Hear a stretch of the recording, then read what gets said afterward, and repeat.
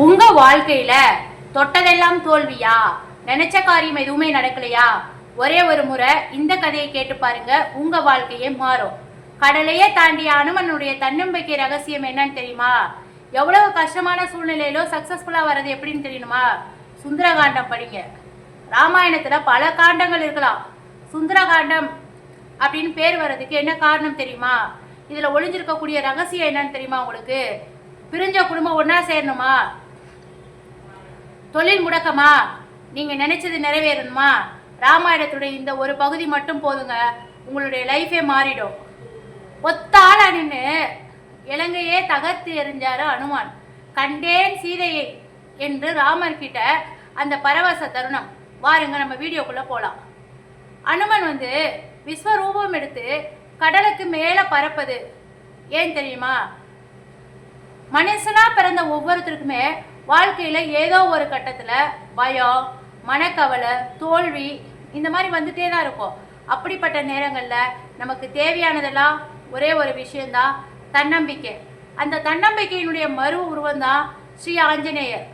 ராமாயணத்தினுடைய மணிமகுடமான சுந்தரகாண்டம் நமக்கு உணர்த்தக்கூடிய ஒரு மிகப்பெரிய பாடம்.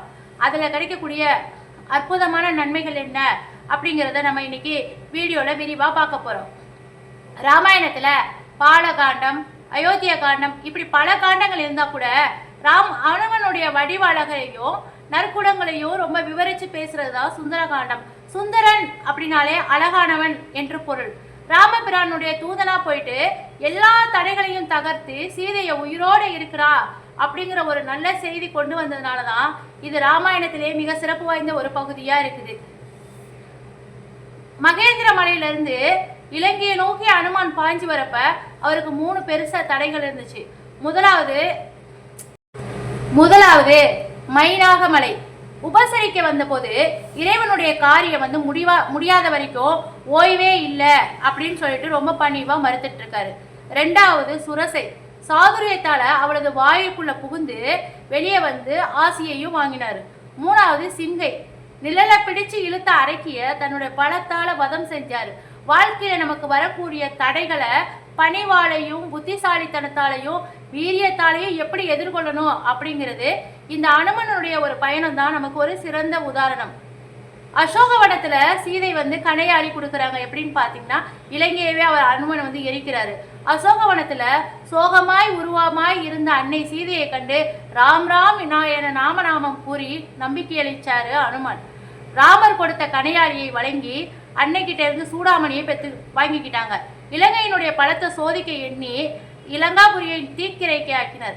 திரும்பி வந்த அனுமன் ராமர் கிட்ட கண்டேன் சீதையை என்று சொல்லாமல் முதலிலேயே சீதையை கண்டேன் என்று மங்கள வார்த்தையை கூறினார். அதை கேட்ட ராமபிரான் ஆனந்த கண்ணீருடன் அனுமனை இறுக கட்டி தழுவி கொண்டார்.